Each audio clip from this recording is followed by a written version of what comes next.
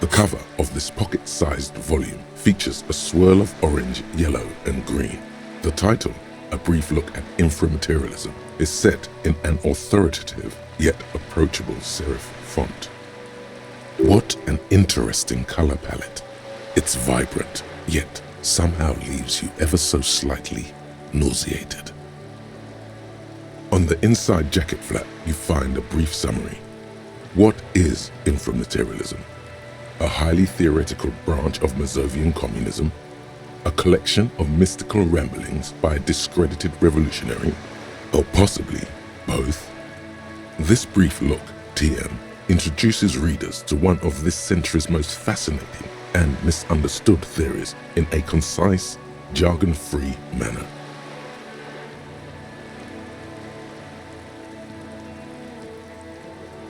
The back of the book contains 4 or 5 pages of primary and secondary sources, but you need access to a university library to find most of them. In other words, this guide is the only source you're likely to find. You turn to the table of contents. The guide itself is divided into several sections with seemingly esoteric titles like Effects of Plasm on Root Vegetables and Mental Projection and Transference. There's also a brief introduction about the life of Ignis Nielsen. Known to his numerous admirers as the evangelist of the revolution, and to his even more numerous enemies as the apocalyptic Shrike, Ignis Nielsen remains one of the most controversial and fascinating figures to emerge in the years of the anti-centennial revolution, second only to Krasmazov himself. During his unparalleled life, he helped guide a revolution in one country and found a new state in another. Along the way, he committed some of the most notorious war crimes in an era famed for its atrocities. And yet, his most fascinating contribution to history may be the most overlooked. His theory of ideological plasm, from which his followers and successors developed the school of communism known as Infra-Materialism. If you're like most people, you probably believe that your thoughts reside in your brain, right? Completely backwards. You think with your hands, always have. It's common for some developmentally delayed children to confuse sights of sensory input with the sight of cognition. But let's get back to Ignis Nielsen, shall we? As Mazov's devoted comrade and leading theoretician, Nielsen was responsible for developing much of the intellectual foundation of communism.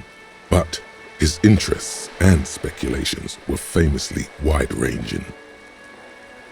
During his final years in exile, he produced, among other things, an early guide to home brewing, instructions for raising revolutionary children, plans for a universal pictographic language, and a detailed materialist critique of Dolores Day's chess strategy.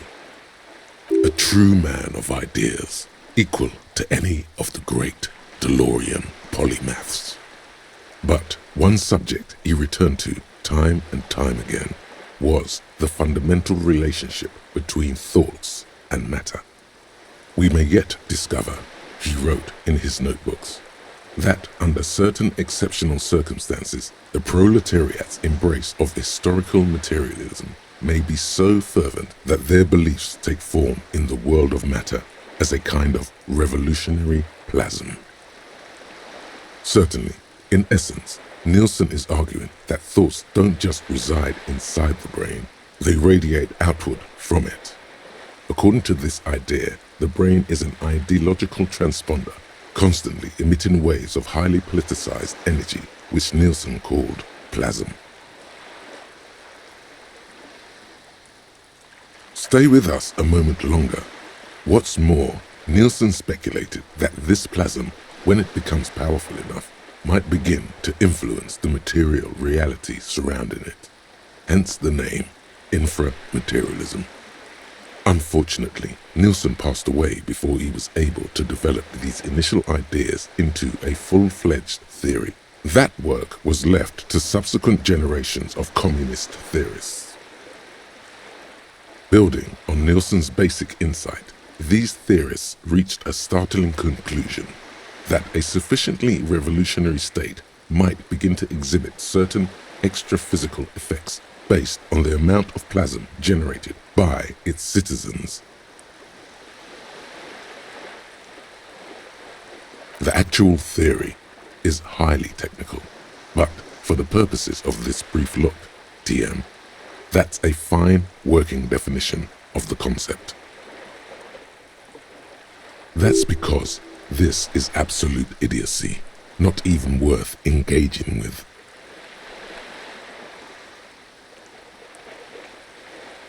Infra-materialists divide the extra-physical effects of the revolutionary state by the level of plasm required to achieve them.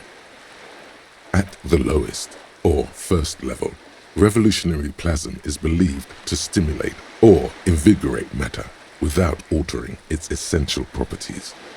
To take one example, during the revolutionary period, many communard farmers in Grad reported extraordinary yields of certain root vegetables, most notably turnips.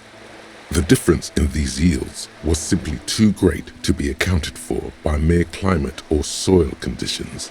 The only reasonable explanation, infra-materialists argue, is the high level of revolutionary plasm emanating from the commune itself. Even today, in parts of the SRV, there are collective farms whose root vegetable yields exceed those thought possible by capitalist agronomists. Who's to say the farmers aren't just cooking the books? Sounds like obvious SRV propaganda. It's also been postulated that plasm may account for the remarkably full and manly facial hair observed on many communist males. Of course, infra-materialists argue that revolutionary plasm may stimulate human physiology in other ways as well. In fact, reports from the revolutionary period claim that the most radically devoted communards were able to engage in vigorous intercourse for up to 8 hours at a time. 8 hours? There's no way. Your equipment would be mashed to jelly. No wonder the communards couldn't shoot straight. They were too shagged out. Hyper-productive vegetables and ultra-horny communards are fine, but this theory hasn't quite gotten strange enough for you. And on that note, you feel like you've gotten the general idea of infra-materialism, enough to carry on a basic conversation at least.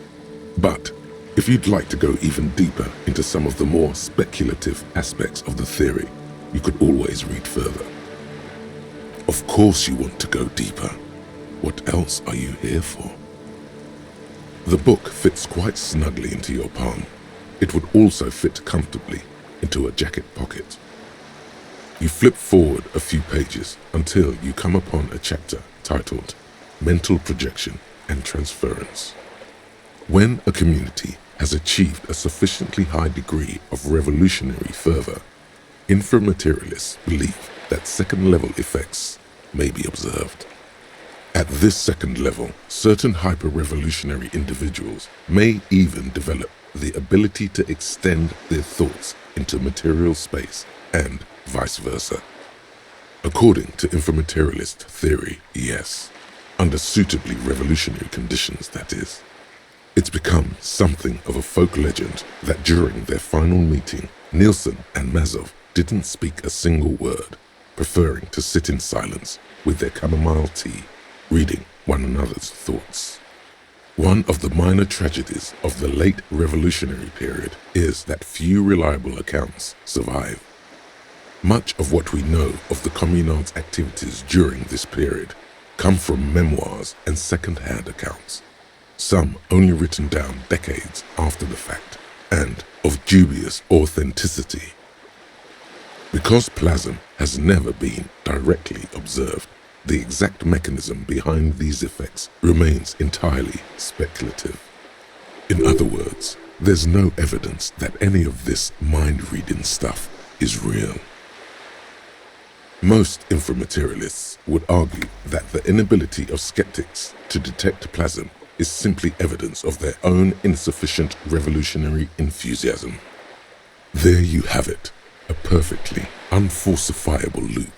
The theory is impossible to disprove on its own grounds, meaning it's hardly a theory at all. This should be more than enough for a stimulating discussion. That said, if you're still yearning for more, you breeze through the next several sections until you arrive at the final chapter, titled A Communism Above Reality. When a society's revolutionary fervor reaches the third and highest level, infra-materialist theoreticians have postulated that the laws of physics cease to be laws. More like suggestions, according to some of the SRV's leading infra-materialists. Of course, it's impossible to say what exactly happens under these conditions. No known society has ever achieved the levels of revolutionary enthusiasm the theory seems to require.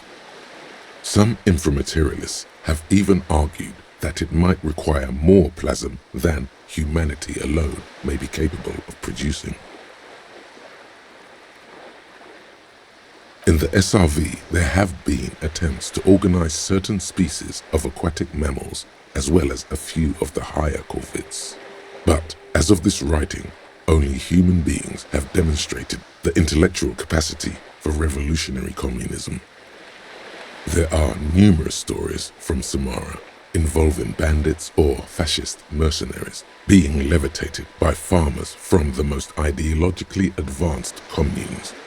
Of course, few of these incidents have ever been rigorously investigated or substantiated. The form of these stories also recalls several well-known Samoan folk tales, in particular the one commonly known as Clever Oleg and the Flying Magistrate. Among known attempts to channel third-level capabilities, the most well-documented is the curious case of Coalition warship Debutante. It concerns an interesting series of events that took place during the invasion of Revachol. As coalition forces made landfall, a cadre of Nielsen's most fervent acolytes attempted to compress a coalition aerostatic with their collective will. According to communard law, these acolytes positioned themselves at the top of a redoubt just over the bay of Revachol. From that vantage, they proceeded to visualize pinching Coalition warship Debutante between their fingers, a gesture believed to assist in the extra-physical materialization of their thoughts. The acolytes, along with the redoubt, were vaporized in an artillery strike before the process could be completed.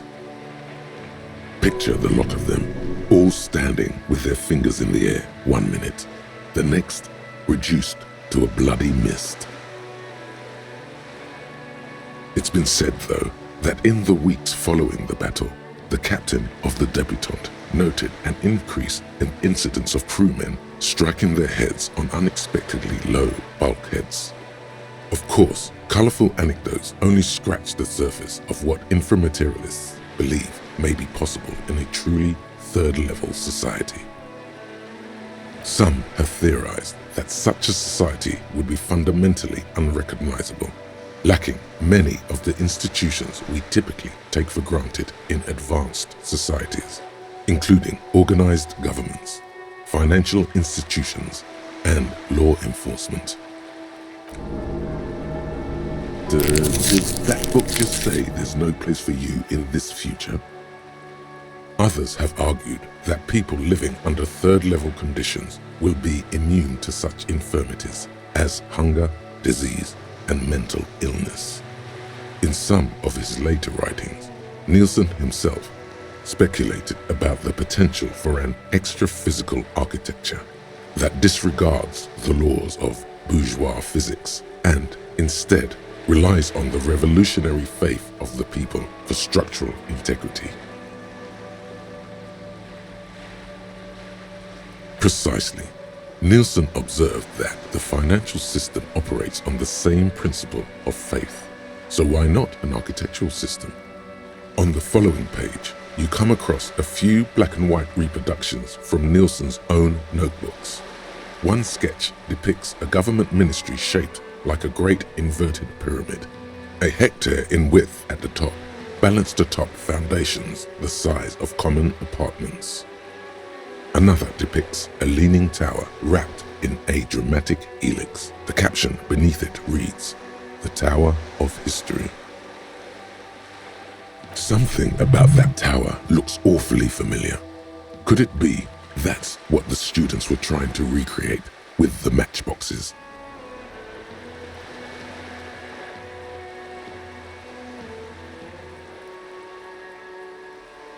There is no more. You've reached the outer theoretical limits of communism, and in less than 200 pages.